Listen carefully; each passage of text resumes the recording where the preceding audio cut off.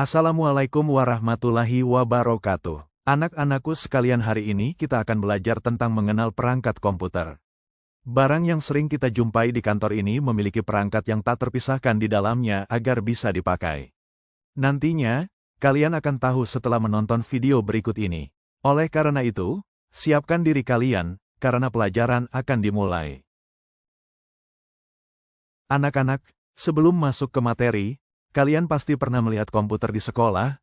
Apakah kalian tahu bahwa komputer itu tersusun dari berbagai perangkat yang saling terhubung sehingga bisa kalian gunakan dan berfungsi dengan baik, seperti mengetik, nonton film, dan main game? Anak-anakku sekalian, perangkat komputer adalah semua komponen fisik, hardware, dan non-fisik, software, yang bekerja sama untuk menjalankan perintah yang diberikan oleh pengguna, sehingga komputer dapat melaksanakan tugas-tugas tertentu. Setiap komponen komputer memiliki tugas dan fungsi tertentu. Jadi, sampai di sini kita tahu bahwa perangkat komputer ada dua. Perangkat keras atau hardware dan perangkat lunak atau software. Hardware komputer adalah perangkat yang bisa disentuh secara fisik. Sedangkan software perangkat yang tidak bisa disentuh oleh benda fisik. Selanjutnya, untuk sampai bisa digunakan mengetik, setidaknya perangkat yang harus ada adalah CPU, keyboard, monitor, dan mouse. Dengan hanya perangkat seperti ini, komputer kalian tidak hanya bisa mengetik, tapi bisa juga digunakan untuk melihat gambar, membuat perhitungan angka-angka, dan sebagainya. Dengan begitu, kalian bisa memanfaatkan dari komputer untuk belajar dari hal yang paling dasar, yaitu membaca, menulis, dan berhitung. Baik, anak-anakku, kali ini kita perlu mengenal salah satu komponen perangkat komputer paling penting, yaitu Central Processing Unit, atau yang lebih dikenal dengan istilah CPU.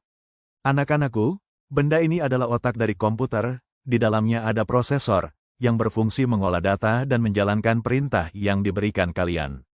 Tidak adanya benda ini berarti perangkat yang lain tidak akan ada artinya lagi. Di dalam benda ini, selain prosesor, juga terdapat banyak komponen penting lainnya. Di antaranya adalah memori RAM dan hard disk sebagai tempat penyimpanan data. Anak-anakku, semua perintah dan semua yang kalian terima dari komputer datanya diolah di CPU. Perangkat berikutnya adalah monitor, berbentuk layar, mirip televisi. Anak-anakku, perangkat keras ini berfungsi sebagai media untuk menampilkan data atau informasi dalam bentuk gambar, video, tulisan, yang dihasilkan oleh komputer. Jadi, setelah CPU memproses data atau perintah dari kalian, hasilnya akan ditampilkan di monitor. Jadi, misalnya kalian main game, yang tampak di layar itu sebenarnya setelah melewati proses dari CPU. Perangkat selanjutnya adalah keyboard. Hardware ini adalah perangkat pada komputer yang berfungsi sebagai alat input untuk memasukkan data berupa huruf, angka, simbol, dan perintah ke dalam sistem komputer.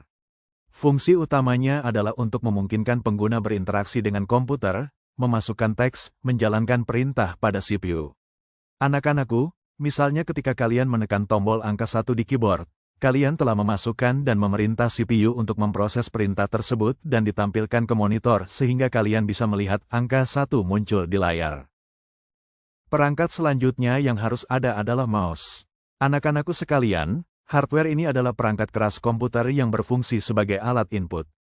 Mouse digunakan untuk mengontrol kursor atau pointer pada layar, memilih objek, membuka file, dan menjalankan perintah pada komputer. Fungsi utamanya adalah memungkinkan pengguna berinteraksi dengan antarmuka grafis komputer dengan mudah dan efisien.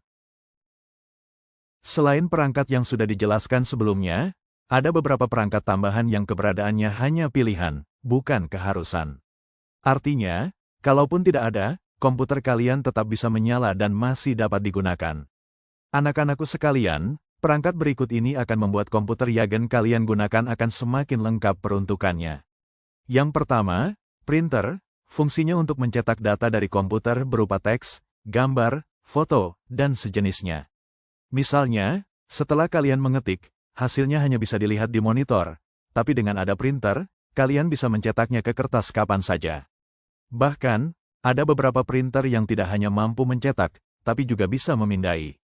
Yang kedua, speaker, fungsinya untuk mengeluarkan sound atau suara. Data yang diolah di CPU berupa suara, bisa dikeluarkan ke speaker. Dengan perangkat ini, komputer kalian tidak hanya bisa mendengarkan suara, tapi juga bisa menonton film, bermain video game, dan lain-lain. Yang ketiga, mikrofon, fungsinya untuk memasukkan suara ke dalam CPU untuk diolah. Dengan perangkat ini, kalian bisa merekam suara, bisa melakukan sambungan telepon, dan seterusnya. Keempat, kamera, fungsinya untuk merekam video. Dengan tambahan perangkat kamera, kalian bisa melakukan lebih, yakni video call, live streaming, dan lain-lain. Sebenarnya, perangkat di luar dari yang sudah disebut di atas masih ada. Hanya, selebihnya, biasanya peruntukannya sangat tertentu, misalnya barcode scanner. Kalian bisa menemukannya di kasir. Anak-anakku, setelah mengenal macam-macam perangkat keras, pembahasan selanjutnya adalah tentang perangkat lunak atau software. Sebagaimana di awal, software itu perangkat yang tidak bisa disentuh secara fisik. Namun demikian, software tidak mungkin bisa berjalan ketika hardware komputer bermasalah. Software merupakan program atau aplikasi yang berisi perintah untuk menjalankan tugas tertentu pada komputer, seperti sistem operasi dan aplikasi tertentu. Contohnya, kalian mengetik, ingin mengulah teks, kalian tidak akan sepenuhnya bisa hanya mengandalkan hardware berupa keyboard, tapi harus ada aplikasi atau program yang berjalan di dalam komputer sebagai media untuk mengolah teks tersebut. Oleh karena itu, software dapat berjalan maksimal sangat ditentukan hardware. Hardware dengan kondisi yang buruk, mengakibatkan software tidak optimal, bahkan tidak bisa berjalan sama sekali. Anak-anakku sekalian, berikut ini adalah contoh kecil dari sekian banyak software atau aplikasi yang bisa dipasang di komputer. Pertama, Microsoft Word, software pengolah kata. Software ini adalah paling dasar harus dikuasai untuk bekal masa depan.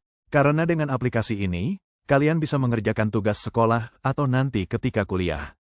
Dengan ini, kalian juga membuat surat, dokumen resmi, dan lain-lain. Kedua, Microsoft Excel, aplikasi pengolah angka.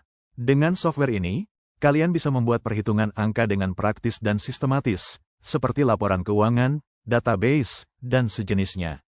Ketiga, Adobe Photoshop, aplikasi foto editing. Dengan aplikasi ini, kalian akan mampu mengedit dan mengolah foto sebelum dicetak agar lebih menarik.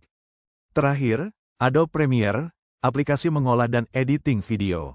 Dengan menguasai software ini, kalian akan punya kemampuan menjadikan video lebih berseni, menarik, dan bernilai. Anak-anakku yang saya banggakan, sebelum diakhiri, saya ucapkan terima kasih. Semoga bermanfaat. Sampai jumpa di pertemuan berikutnya. Wassalamualaikum warahmatullahi wabarakatuh.